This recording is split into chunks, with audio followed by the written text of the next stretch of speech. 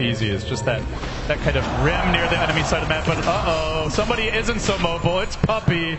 Trapped in the trees, will end up going down. Meanwhile, mid, CTY hoping that S4 dares to walk up the ramp. Oh, S4, DD ruined. BKB, no TP. No TP for S4. In trouble. There's the first trap. He could BKB out of the slow and try to man fight. He's going to go for the Requiem button. No chance in hell.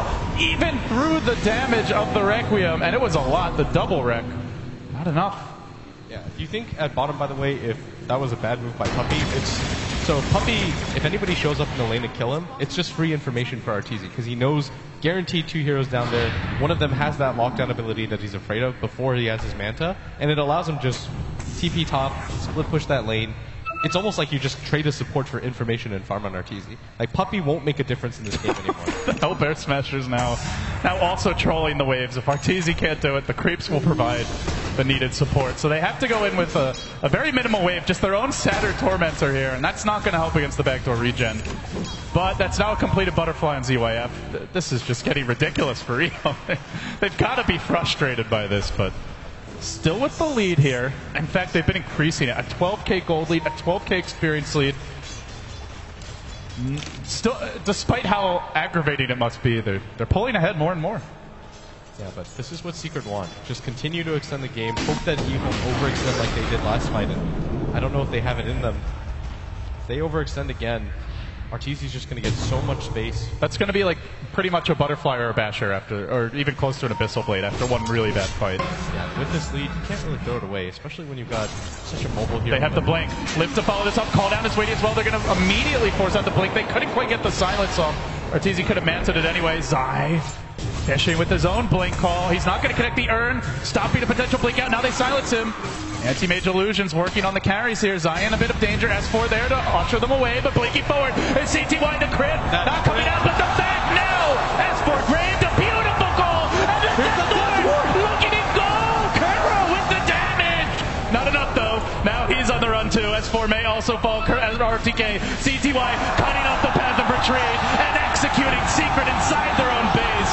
Zai, heroics were attempted here, but Body still hitting the floor in numbers, and with a lone catapult mid, they may just try to high ground it now.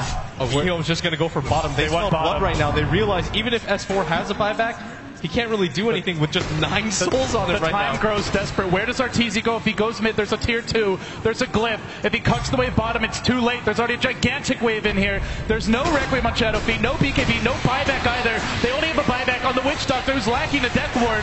Secret just trying to force cut the waves, but it's really not going to matter. They can't actually threaten Rax here. They can't even threaten tier 3s. He blinks back towards mid, trying to prevent an additional lane of Rax from falling. But Ehome, they strike gold again. They get yet another objective, and they zero in on what would be a crushing upset if they can take this 2-0 from Team Secret. And now Ehome farming out the jungle. They're probably just going to wait out the next Roshan if they can. It's up in just 4 short minutes, and this is what Secret have to work with right now. If you don't take any tier 2 towers down, Ehome's not afraid. They're realizing, okay, we'll trade 2 or 3 creep waves for Arteezy for a Rax every single time. What Arteezy has to do is just force pressure on one of the tier 2 towers, take it down, so at worst he's trading Rax for Rax, but Ehome every single time deterring him. They save all of their tier 2 towers, so when they go for that death push, there's not a whole lot that he can do, and that's a free Rax for them, a 4-man team wipe to go with it, and CTY is just so farmed right now. He has a full MKB. Nobody, do they even have a Butterfly? No, it's just a preventive measure. Arteezy hasn't even picked up a component for a Butterfly yet. Now, he could buy one, but Butterfly, normally your go-to item to maximize the split push just for the raw attack speed on your hero, and it does benefit the illusions a bit from the stats, but I don't know. At this point, you're just not man-fighting CTY. That phase of the game feels over, barring an amazing team fight. What scares me more for Secret, Arteezy's doing his best to try to catch up, but S4 is just so underfarmed right now. It does look like he's got 6-slotted items, but they're just incredibly weak items. The mech has long outlived its usefulness. The Ring of Akala is the same. Zai making me nervous here. Now the Blue Blink. S4 slaughtered. He can't even make a move. Oh, Jesus. He does have the buyback, but it'll be with 11 souls. Arteezy even walks into this. He's going to try to start the fight. There's the 2-0 call. Oh, CTY Oh, he does end up going down. 800 gold going Arteezy's way. What a big fight for Secret. ROTK frantically scrambling. eHome have to be nervous now. The call comes in. Gyrocopter arriving and looking to hold the lines. Stand strong, Ben, but there's the Kuro Death Orb from the high ground. Pounding into ZYF here. Back, turning it on Arteezy. Can he win the fight? He looks to blink, but he's got no manta. And ZYF bails them out. Now the blink. Ion Choke. Kuro down. Even with the miraculous of most miraculous fights, it pales in comparison to the raw damage output of eHome. And without even a second of hesitation, Arteezy insta buyback, purchases a basher. He won't have a second life for a very long time now. That's ZYF in a nutshell. CTY, that's the guy we're talking about, but just sneakily runs in. He's like, I also have 20k net worth. Like, did everybody forget about that? If you watch this post games, it's my bad completely. We haven't really talked about the fact that he's 10, 0, and 10 right now. We've focused so much on CTY. It's just absolutely stunning. He's almost got a full... he actually does have a full MKB complete. And I think Secret is in a similar situation. They all in to kill the TA without realizing there's just an equally net worth farmed Gyrocopter waiting in the rear. And he was late to the fight, too. Yeah, he got there like didn't even come in. 2 heroes were dead. The Night Stalker was on the run. The Darkseer was just trying to get out as well. And oh, hey, call down, flank cannon. Get the hell out of here. Oh, eHome now. Won't have the Aegis for a little bit of time, but it's about to respawn, it looks like. Just a minute or so. And there's no anti-mage buyback blitz. This means they can push with Aegis, with 2 ultra farm cores, and a Darkseer that outstrips the Axe and even the Shadow Fiend of S4. So basically 3 farm cores on like 1.5. And Secret are just going to have to play picture perfect Dota to have any chance of holding this. Yeah, S4 doing his best to try to catch up, but what real items is he going to go for? He could go for the butterfly, but you've got 2 heroes already countering it before it even comes out. A Satanic could help, but then he'd be left with 0 damage. I don't really see what item he's going to get to really change this game. He would need a minimum of 2, maybe an AC plus the Satanic, then he would have the damage to back it up, but... Or at least to be a threat to the supports, if nothing else, in these fights. Oh, and Arteezy, he's going to get caught out here. He has the manta, though. Oh, he's thrown to the low ground. That's pretty fortunate. Now the turn. Arteezy, 1 auto tech blinking out, but it's Zai who's left behind. Zai in a bit of trouble. Can he make his way out? There's the Ghost Scepter desperately hanging on, but going back in! Arteezy!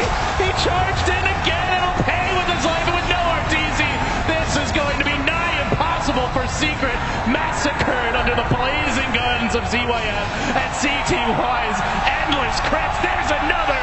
eHome! eHome! eHome have done it! They 2-0 Secret, and they move forward here in the winner bracket. A shocker for Secret and fans around the world, but what a solid showing it was. I mean, eHome took care of business. Neither of those games even looked particularly close. In the first game, Secret had the advantage, but eHome staying strong, and in that second game, I mean, I thought Secret was going to bounce back to turn in a dominant game 2, but eHome, from start to finish, the laning phase on, they had an objective in mind, clear-cut victory. ROTK doesn't even look that hype. He's like, I'm here to do business. This one best of 3 doesn't matter, because he's got his eyes set on the bigger prize. Yeah, meanwhile, Arteezy busting out the gold shades. He's also staying cool here, but Secret down to the lower bracket now. Not where people thought they would be after day number 2. Oh, what a showing from eHome. That was just thrilling to watch. I just thought they played such a flawless game in game number 2. Didn't really leave any room. If you deal with CTY, then here's ZYF right behind him in net worth every single time. And on the other side, the lower bracket teams are probably just sitting there sweating with Secret now waiting for them. But with that, let's see what the analysts think. eHome with the big 2-0 upset. A monumental result from the upper bracket, one that no one on planet Earth expected, except perhaps for the 5 guys inside the pod. We've got a couple of gentlemen who've subbed in for us. Welcome back to the desk, to Pyrian, thanks, and to Wagamama as well. Thank you so much. What a great time for you guys to come back. Yeah, I'm glad I caught that. That was a hell of a series. I wasn't quite sure who won at the end there. LD left it a little open to interpretation, but I'm pretty sure it was eHome, so well done to them. They didn't look surprised at all. No. They were 100% sure. They were just sort of like, yeah, another day at work, just... Almost like they'd come with a playbook and they just followed it and got to the end and shut the last page and went, oh yeah, we're done. Fantastic. Definitely have a playbook, because looking at the drafts by RTK, it was super impressive. Both game 1 and game 2, in terms of, it was not an all-in. It was not, being strong at one thing and only winning by that. They had team fight, they had pickoff, they had late game. They had a well-rounded draft in both those games. Game 1 was a complete outdraft. And in game 2, Secret looked shaky. They're picking Shadowfiend AM as first 2. Okay. We are going to just hold the thoughts there. We're going to get more from you in just a moment. But Casey has ROTK with him. Perhaps you can ask him around the drafting. Oh, yes, I certainly can. I can ask him pretty much anything. ROTK, congratulations. Thank you. How are you feeling right now? It's hard to say, just very exciting, I mean, because Secret is top 1 in the world, and we are just a young team, and we can win this thing. I feel very, very exciting now. How are you able to focus your team, knowing what you just said, knowing that Team Secret is the team a lot of people have been talking about as the ones to beat? How were you able to kind of set that aside and focus on the task at hand?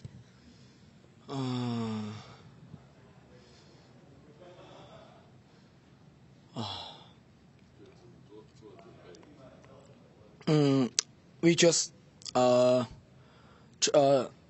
train every day, and we get back in 10 o'clock morning and just watch every replay with Secret until tonight 3 o'clock. I